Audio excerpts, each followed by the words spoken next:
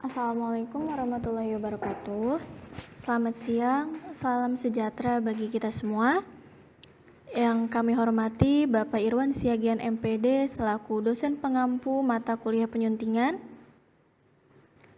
Kami dari kelompok 7 kelas Y5B akan menyampaikan materi mengenai hakikat kalimat efektif, syarat kalimat efektif, jenis-jenis kalimat efektif, penyuntingan kalimat efektif, dan latihan menyunting dari aspek kalimat. Sebelum itu, perkenankan anggota dari kelompok 7 yakni Erki Fabioga dengan NPM 202021500333, Liana Safitri 202021500237, Clara Sinta Suryadewi 202021500348, Juliani Nazarita 202021500181, dan Nurbaiti 202021500366. Berikut pemaparannya. Penyuntingan kalimat efektif terbagi menjadi 5. Yang pertama, hakikat kalimat efektif. Yang kedua, syarat kalimat efektif. Yang ketiga, jenis-jenis kalimat efektif. Yang keempat, penyuntingan kalimat efektif. Dan yang kelima, latihan menyunting dari aspek kalimat. Yang pertama, mengenai hakikat kalimat efektif. Menurut Rismanto pada tahun 2015 halaman 2, kalimat efektif adalah kalimat yang jelas dan baik akan mudah dipahami orang lain secara tepat. Dengan kata lain, kalimat efektif adalah kalimat yang dapat mengungkapkan gagasan sesuai dengan yang diharapkan oleh si penulis atau si pembaca. Nah, pengertian di atas menjelaskan tujuan kalimat efektif untuk menghubungkan pemahaman penulis atau pembicara secara tepat, sehingga pendengar atau pembaca dapat mengetahui atau mencerna pikiran tersebut dengan mudah, jelas, dan lengkap seperti apa yang dimaksud oleh penulis atau pembicaranya. Contoh, kalimat tidak efektif: saat pergi ke pantai, saya berenang, berjemur, dan juga membuat pasir menara. Penjelasan dari contoh di atas, kalimat pertama mengandung pengulangan kata, yakni pada kata juga, lalu pada kata kerja membuat dan berenang. Oleh karena itu, saya menghilangkan kata juga pada kata kerja membuat agar kalimat menjadi lebih ringkas dan mudah dipahami. Nah, kalimat efektifnya: saat pergi ke pantai, saya berenang, berjemur, dan membuat pasir menara. Menurut Sodik pada tahun 2011 halaman 36, kalimat efektif itu harus disusun berdasarkan kaidah-kaidah yang berlaku, seperti unsur-unsur yang harus dimiliki oleh setiap kalimat, yakni subjek dan predikat, memperhatikan ejaan yang disempurnakan, serta memilih kata atau diksi yang tepat dalam sebuah kalimat. Kalimat yang memenuhi kaidah-kaidah tersebut jelas akan mudah dipahami oleh pembaca atau pendengar. Maksud dari pengertian tersebut menjelaskan bahwa kalimat efektif adalah kalimat yang secara pembentukan konsepnya menggunakan struktur kalimat yang tepat dan jelas agar mudah dimengerti guna tersampaikan maknanya secara tepat oleh pembaca atau pendengar. Ketika buah pikiran yang disampaikan bisa diterima oleh pendengar dan pembaca secara mudah, jelas, dan lengkap seperti apa yang dimaksud oleh penulis atau pembicaranya, maka kalimat tersebut dapat dikatakan efektif. Contoh, kalimat tidak efektif: saya pernah makan makanan yang sangat enak, rasanya sangat lezat sekali. Penjelasan dari contoh di atas, kalimat pertama mengandung pengulangan kata, yaitu pada kata sangat dan kata lezat. Oleh karena itu, menghilangkan kata sangat di kalimat kedua untuk membuat kalimat lebih ringkas dan mudah dipahami. Kalimat efektifnya menjadi: saya pernah makan makanan yang sangat lezat. Menurut Parto pada tahun 2020 halaman 5, kalimat efektif adalah kalimat yang tepat mengenai sasaran, kalimat yang komunikatif, kalimat yang mudah dipahami, atau dalam batasan yang lebih panjang dapat dikatakan bahwa kalimat efektif adalah kalimat yang mudah dipahami dan pemahaman pendengar atau pembaca atau disebut sebagai komunikan sama persis seperti yang ada dalam pikiran pembaca atau penulis. dalam artian komunikator. Maksud dari pengertian di atas artinya dalam proses mempelajari tentang cara menggunakan kalimat efektif yang paling utama untuk diperhatikan adalah syarat kalimat efektif yang mencakup struktur bahasa yang sepadan, subjek dan predikat yang jelas, agar penyampaian penulis dapat dipahami dan diterima oleh akal dan logika pembaca atau pendengar, sehingga dapat terjalin satu buah pikiran yang sama dengan komunikasi yang lancar dan berkesinambungan antara yang menyampaikan dengan yang disampaikan. Sebagai contoh, pada kalimat tidak efektif, kami ingin memesan pizza dengan saus tomat, keju, dan juga beberapa sayuran seperti jamur dan paprika. Penjelasan dari contoh tidak efektif di atas, kalimat pertama mengandung penggunaan kata, yaitu pada kata juga, dan pada kata kerja, yakni menginginkan, dan kata benda, yaitu sayuran. Oleh karena itu, saya menghilangkan kata juga dan menggabungkan kata benda, yakni jamur dan paprika, menjadi satu kalimat agar kalimat lebih ringkas dan mudah dipahami. Kalimat efektifnya menjadi, kami ingin memesan pizza dengan saus tomat, keju, jamur, dan paprika. Kemudian sintesis. Kalimat efektif merupakan kalimat yang bertujuan untuk menyampaikan sebuah informasi secara jelas, ringkas, dan juga tepat tanpa menggunakan kata yang tidak perlu atau mengulang kata yang sama secara berulang-ulang. Kalimat efektif juga harus jelas dan mudah dipahami agar tidak menimbulkan salah pengertian dari orang yang membaca maupun yang mendengarkannya. Dan yang terakhir, kalimat efektif juga harus sesuai dengan konteks dan penggunaannya harus disesuaikan dengan situasi yang tepat, sehingga kalimat dan juga makna yang disampaikan tersebut dapat mempengaruhi dan memotivasi orang yang membacanya, juga orang yang mendengarkannya. Yang kedua, ada syarat-syarat kalimat efektif. Terbagi menjadi 6. Yang pertama ada koherensi, yang kedua kesatuan atau kesepadanan, yang ketiga kehematan, yang keempat ada keparalelan atau kesejajaran, yang kelima penekanan, dan yang keenam ada kevariasian. Yang pertama ada koherensi. Menurut Yulianti tahun 2022 halaman 126, koherensi adalah hubungan timbal balik yang baik dan jelas antara unsur-unsur, maksudnya kata atau kelompok kata, yang membentuk kalimat tersebut. Kesimpulan dari koherensi adalah bahwa sebuah teks harus memiliki struktur yang jelas dan terorganisir dengan baik, sehingga informasi yang disampaikan dapat dipahami dengan mudah oleh pembaca atau pendengar. Contoh koherensi. Belajarlah yang rajin, kamu bisa meraih cita-cita setinggi langit.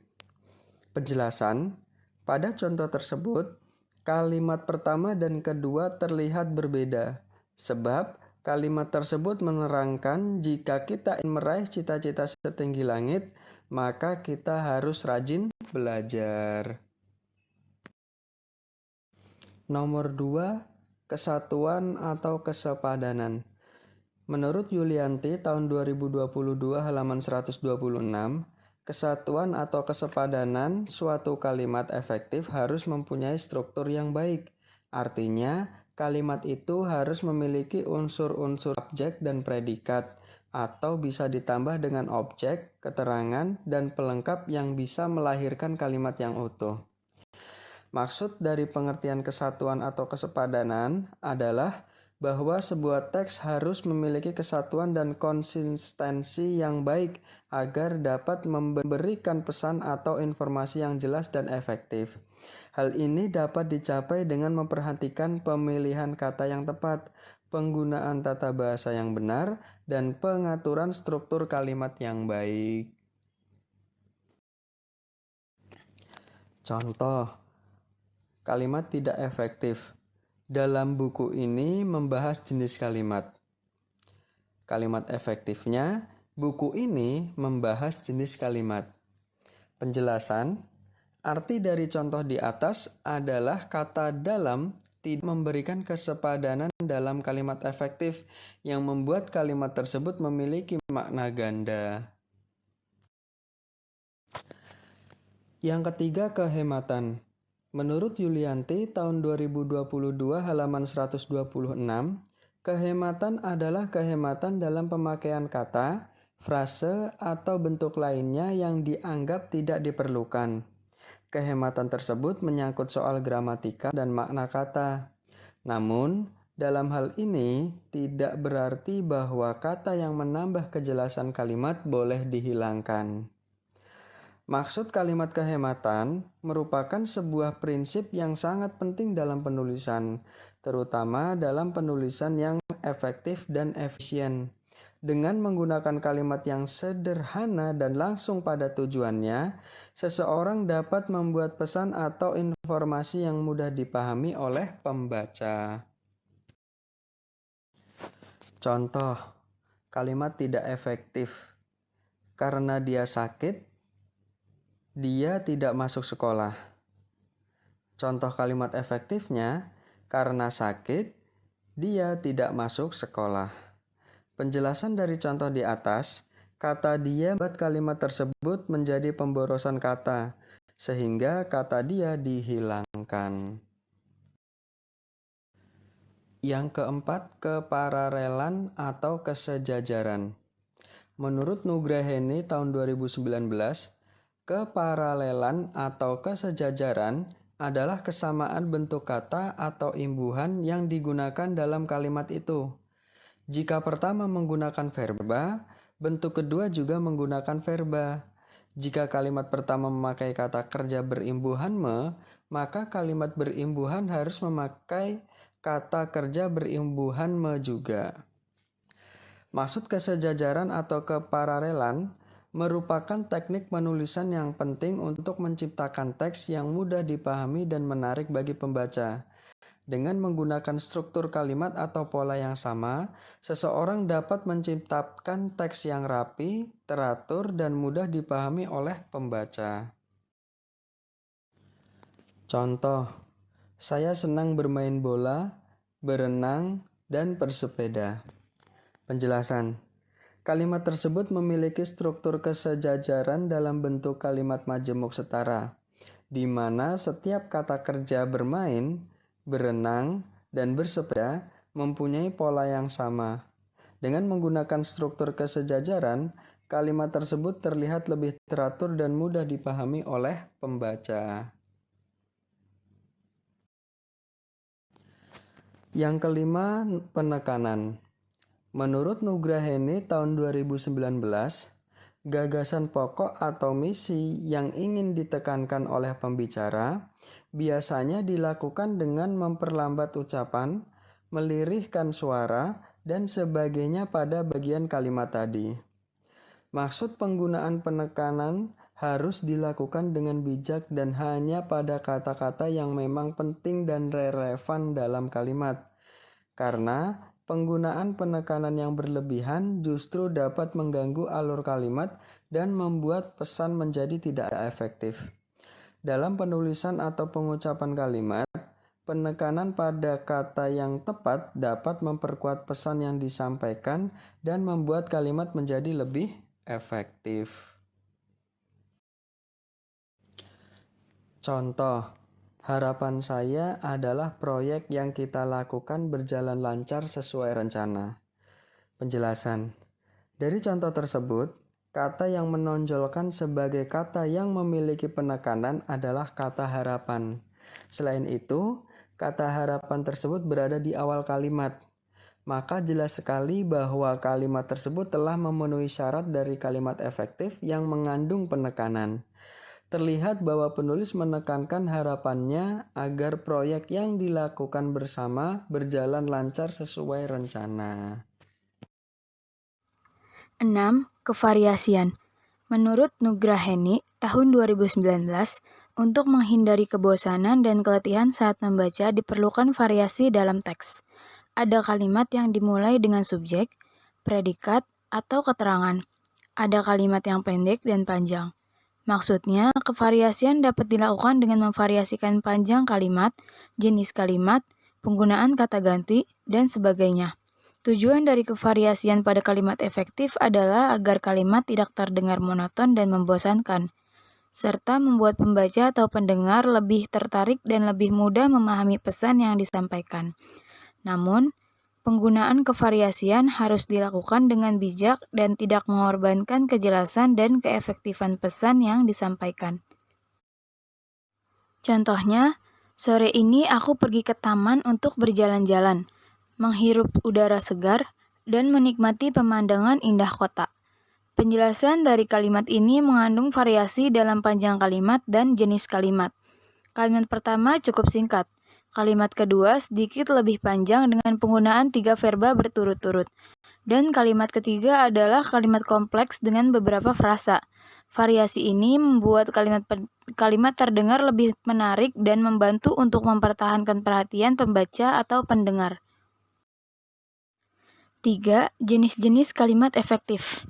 Yang pertama ada kalimat langsung, kedua ada kalimat tak langsung, 3 kalimat tunggal, 4 kalimat majemuk, 5 kalimat deklaratif, 6 kalimat interrogatif, 7 kalimat imperatif, 8 kalimat pengandaian, 9 kalimat lengkap, dan 10 kalimat tak lengkap. Yang pertama ada kalimat langsung.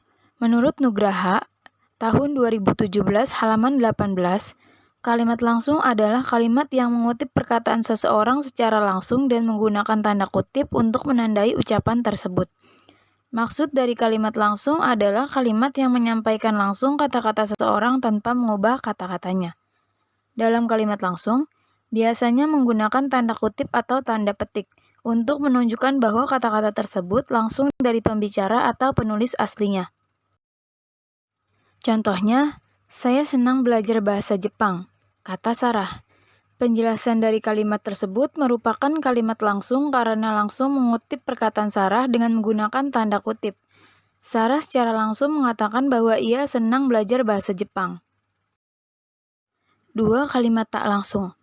Menurut Kurniawati, tahun 2015 halaman 27, kalimat tak langsung adalah kalimat yang meneruskan ucapan seseorang dengan menggunakan kata penghubung seperti kata tanya, kata kerja, atau kata penghubung lainnya, tanpa mengutip kata-kata asli yang digunakan oleh pembicara. Maksud dari kalimat tak langsung adalah bahwa dalam kalimat tersebut, informasi yang disampaikan tidak langsung terkait dengan pembicara, melainkan diindikasikan atau dijelaskan dengan kata-kata yang lebih umum. Kalimat tak langsung dapat menjadi cara yang efektif untuk menyampaikan informasi secara lebih halus atau sopan dalam konteks yang tepat. Contohnya, dia tidak merasa senang dengan keputusan yang diambil oleh bosnya. Maksud contoh di atas ialah kalimat di atas tidak menyebutkan secara langsung kata kerja kutipan atau ucapan dari siapa yang tidak senang dengan keputusan bosnya. Kalimat tersebut menyampaikan informasi tersebut secara tak langsung dengan menggunakan kata ganti orang ketiga, dia, sebagai pengganti kata orang yang merasa tidak senang. 3 kalimat tunggal. Menurut Krida Laksana tahun 2010, mengartikan kalimat tunggal sebagai satuan bahasa terkecil yang memiliki makna utuh dan terdiri atas subjek dan predikat. Maksud dari kalimat tunggal adalah bahwa kalimat tersebut adalah satuan bahasa terkecil yang memiliki makna utuh dan lengkap. Kalimat tunggal terdiri dari subjek dan predikat, dan seringkali juga melibatkan unsur-unsur lain seperti objek, pelengkap, dan keterangan. Kalimat tunggal dapat digunakan untuk menyampaikan informasi atau ide dalam bentuk yang jelas dan terstruktur, dan menjadi dasar dalam membangun kalimat yang lebih kompleks. Kemampuan untuk memahami dan menggunakan kalimat tunggal dengan benar adalah keterampilan penting dalam berkomunikasi dengan baik dalam bahasa Indonesia. Contohnya, dia makan nasi Padang dengan lahap di restoran favoritnya. Maksud contoh kalimat tersebut memiliki satu objek, yaitu dia, satu predikat, yaitu makan, dan 2 keterangan, yaitu nasi Padang dan dengan lahap, serta satu objek, yaitu restoran favoritnya, sehingga menyampaikan satu ide utama dengan rinci dan jelas. 4 kalimat majemuk. Menurut Al-Wasilah tahun 2013, mengungkapkan bahwa kalimat majemuk adalah gabungan dari 2 atau lebih kalimat tunggal yang saling berkaitan dan memiliki makna utuh. dan terdiri atas dua atau lebih klausa yang dihubungkan dengan tanda baca atau kata penghubung. Penjelasan dari kalimat majemuk adalah bahwa kalimat ini terdiri dari dua atau lebih kalimat tunggal yang dihubungkan dengan konjungsi atau tanda baca, dan memiliki makna yang saling berkaitan. Kalimat majemuk memiliki dua atau lebih klausa yang terpisah namun saling berkaitan, dan memiliki struktur yang lebih kompleks daripada kalimat tunggal. Nah, sebagai contoh dari kalimat majmuk, yaitu aku sedang belajar untuk ujian besok dan temanku sedang menonton film di bioskop. Maksud contoh kalimat di atas merupakan gabungan dari dua kalimat tunggal yang dihubungkan dengan konjungsi dan. Kedua kalimat ini memiliki makna yang berbeda, tetapi dikombinasikan dalam satu kalimat untuk memberikan informasi tentang aktivitas yang berbeda dari dua orang yang berbeda. 5. Kalimat deklaratif. Menurut Alwi dan kawan-kawan pada tahun 2013, kalimat deklaratif adalah kalimat yang digunakan untuk menyatakan sesuatu yang benar atau salah. Kalimat ini biasanya memiliki struktur yang sederhana, dengan subjek diikuti oleh predikat dan seringkali diakhiri dengan tanda titik. Penjelasan dari kalimat deklaratif adalah bahwa jenis kalimat ini digunakan untuk menyampaikan informasi atau memberikan pernyataan yang dapat dipertanggungjawabkan kebenarannya. Kalimat deklaratif biasanya berisi fakta, kebenaran, atau opini yang dapat dibuktikan, dan memiliki struktur yang sederhana dengan subjek diikuti oleh predikat dan seringkali diakhiri dengan tanda titik. Contoh kalimat deklaratif yaitu Soeharto adalah Presiden Indonesia yang kedua. Contoh kalimat tersebut merupakan kalimat deklaratif karena memberikan pernyataan atau informasi yang dapat dipertanggungjawabkan kebenarannya. Pernyataan ini juga merupakan sebuah fakta sejarah yang dapat dibuktikan. 6. Kalimat interrogatif. Menurut Kair dan Agustina pada tahun 2010, kalimat interrogatif adalah jenis kalimat yang menanyakan sesuatu atau meminta informasi. Penjelasan dari kalimat interrogatif adalah jenis kalimat yang digunakan untuk menanyakan sesuatu atau meminta informasi. Kalimat interrogatif memiliki ciri khusus seperti penggunaan kata tanya pada awal kalimat, intonasi naik pada akhir kalimat, dan struktur kalimat yang berbeda dengan jenis kalimat lainnya. Contoh kalimat interrogatif. Mengapa kamu tidak datang ke pesta kemarin? Kalimat ini merupakan contoh kalimat interrogatif yang menggunakan kata tanya mengapa untuk menanyakan alasan atau penyebab seseorang tidak datang ke suatu acara. 7. Kalimat imperatif. Menurut Sudaryanto pada tahun 2015, kalimat imperatif adalah kalimat yang berisi perintah atau ajakan kepada pendengar untuk melakukan sesuatu, seperti membuat, mengambil, membeli, dan sebagainya. Penjelasan dari kalimat imperatif adalah jenis kalimat yang digunakan untuk memberikan perintah atau instruksi kepada seseorang. Kalimat imperatif sangat umum digunakan dalam kehidupan sehari-hari, terutama dalam situasi-situasi di mana perintah harus diberikan, seperti saat mengajar, memberikan instruksi teknis, atau dalam percakapan sehari-hari. Contoh kalimat imperatif yaitu belajar dengan sungguh-sungguh. Kalimat ini adalah perintah untuk belajar agar serius. Kalimat imperatif ini sering digunakan oleh guru atau orang tua saat memberikan nasihat atau instruksi kepada anak-anak mereka. 8. Kalimat pengandaian. Menurut Sudaryanto pada tahun 2015, kalimat pengandaian adalah kalimat yang menyatakan suatu situasi yang diandaikan atau tidak nyata, dan kemudian menyatakan konsekuensi atau akibat yang mungkin terjadi jika situasi tersebut terpenuhi. Penjelasan yang dapat diambil dari kalimat pengandaian adalah adanya kemungkinan sesuatu hal yang terjadi atau tidak terjadi tergantung pada kondisi atau situasi tertentu.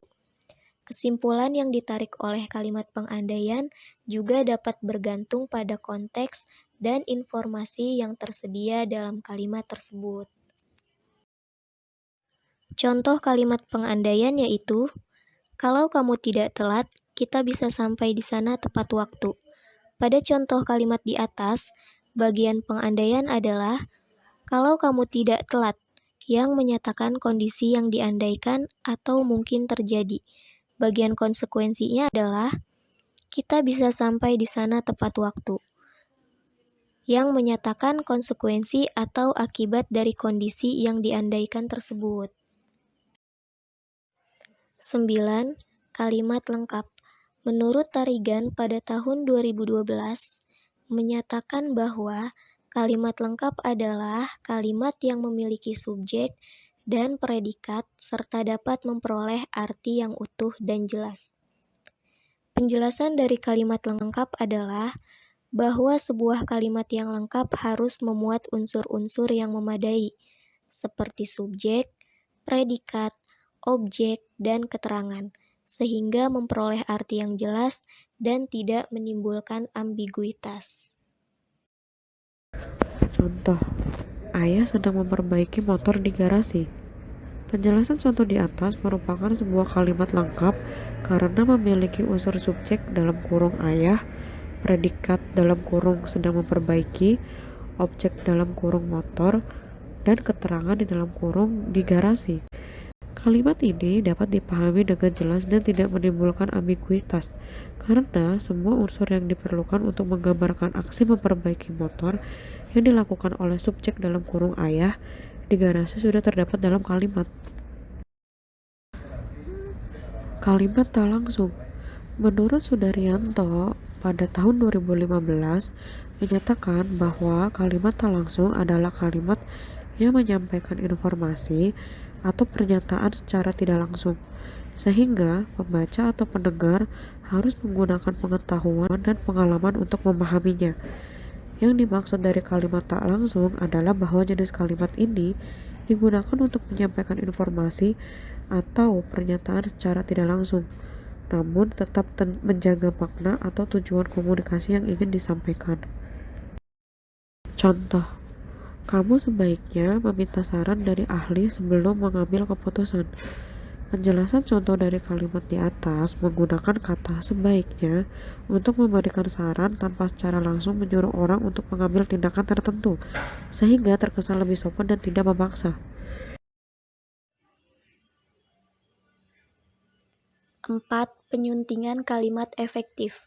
Menurut Arifin dan kawan-kawan pada tahun 2017, penyuntingan adalah proses yang dikerjakan seseorang untuk membaca kembali atau mengamati kembali suatu naskah, baik karangannya sendiri maupun karangan orang lain, agar naskah tersebut menjadi siap cetak dan dianggap layak untuk diterbitkan. Maksud dari penjelasan tersebut dapat dikatakan bahwa menyunting berarti merapihkan bentuk serta pemakaian bahasanya, sehingga bahasa bertambah lancar, menyenangkan, dan enak dibaca. Seperti penjelasan di atas, bahwa menyunting adalah memperbaiki kalimat biasa menjadi kalimat efektif.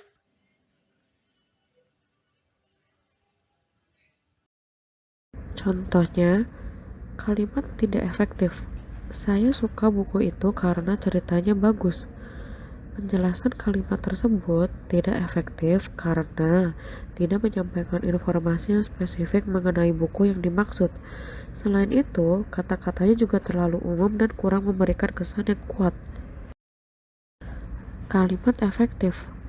Saya terkesan dengan buku tersebut karena ceritanya yang sangat detail, karakternya yang kompleks, dan plot yang penuh kejutan. Penjelasan kalimat tersebut lebih efektif karena memberikan informasi spesifik tentang buku yang dimaksud. Kalimat tersebut juga menggunakan kata-kata yang lebih kuat untuk menggambarkan kesan yang diperoleh dari buku tersebut. Dengan kata lain, kalimat ini lebih mampu menarik perhatian pembaca dan mengkomunikasikan kesan yang lebih jelas tentang buku tersebut. Latihan menjunting dari aspek kalimat. Kalimat tidak efektif.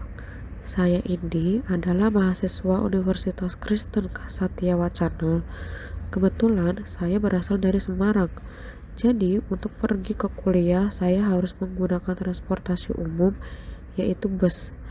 Selain saya, banyak juga para mahasiswa UKSW yang tinggal di luar Salatiga yang menggunakan fasilitas kendaraan umum sebagai sarana transportasi. Kalimat tersebut tidak efektif karena kalimatnya bertele-tele. Susunan kalimatnya tidak mudah untuk dipahami, tidak dapat memunculkan pesan yang lengkap dan jelas bagi pembaca atau pendengar. Informasi yang disampaikan tidak mudah dimengerti dan memiliki pemborosan kata. Kalimat efektif. Saya adalah mahasiswa Universitas Kristen Satya Wacana. Saya berasal dari Semarang. Saya pergi ke kampus menggunakan transportasi umum, yaitu bus. Selain saya, banyak juga mahasiswa Universitas Satya Wacana yang tinggal di luar Salatiga yang menggunakan fasilitas umum sebagai sarana transportasi. Kalimat tersebut lebih efektif karena bahasanya tersusun rapi, mudah dipahami, tidak memunculkan informasi yang ambigu, maksud dan tujuannya dapat dimengerti dan tersampaikan dengan jelas.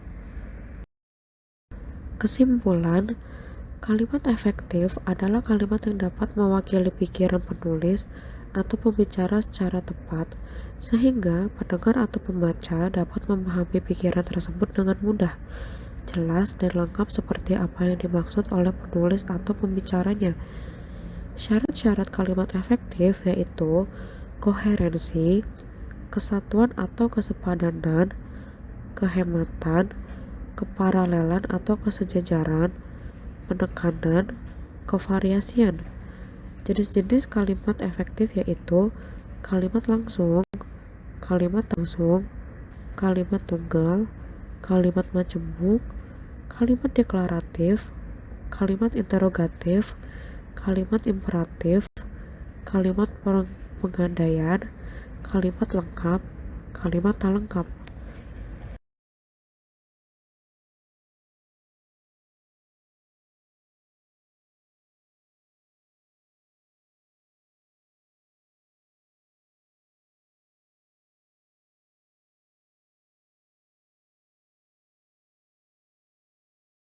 Sekian dari kelompok kami. Mohon maaf apabila terdapat kesalahan dalam penjelasannya.